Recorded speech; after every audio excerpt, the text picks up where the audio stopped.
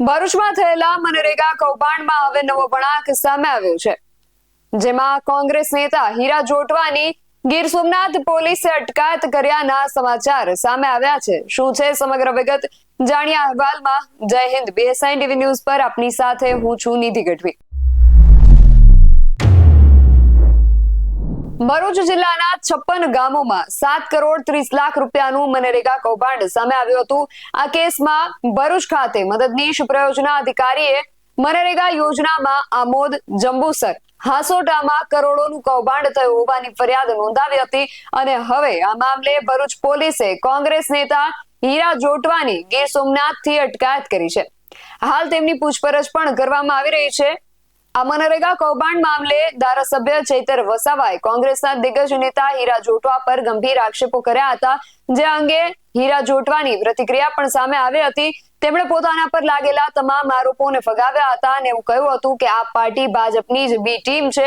BJP મંત્રી પર તપાસ ચાલતી હોય ત્યારે મારું નામ જોડવામાં આવ્યું છે અને લોકોનું ધ્યાન ભટકાવવાનો પ્રયાસ કર્યો છે, ત્યારે અત્યારે તેમની જ અટકાયત કરવામાં આવી છે।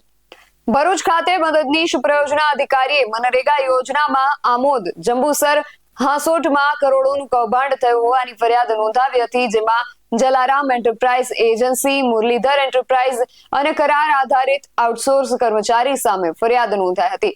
ત્યારબાદ આ મામલે આપ ધારાસભ્ય ચૈતર વસાવાએ કોંગ્રેસના નેતા હીરા જોટવા પર આદિવાસી વિસ્તારમાંથી મનરેગા કૌભાંડ હેઠળ 400 કરોડ રૂપિયા ખંખેર્યા હોવાનો આરોપ લગાવ્યો હતો। હીરા જોટવા 2022ની લોકસભાની ચૂંટણીમાં કોંગ્રેસના ઉમેદવાર તરીકે જૂનાગઢથી મેદાનમાં ઉતર્યા હતા।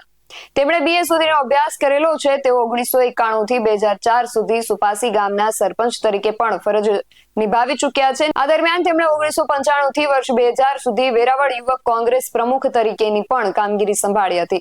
જૂનાગઢ જિલ્લા કોંગ્રેસના ઉપાધ્યક્ષ તરીકે વર્ષ 2000 થી 2025 સુધી રહ્યા અને વેરાવળ તાલુકા કોંગ્રેસ પ્રમુખ તરીકે 2006 થી વર્ષ 2013 સુધી રહ્યા।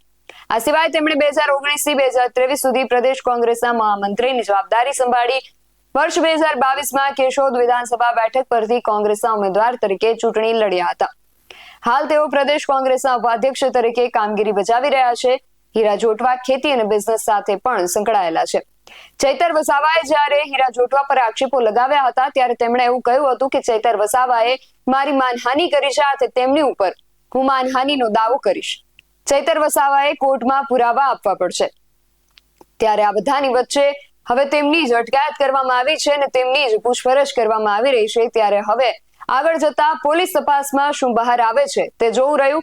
આ વિશે તમારું શું માનવું છે અમને કમેન્ટ કરીને ચોક્કસથી જણાવજો।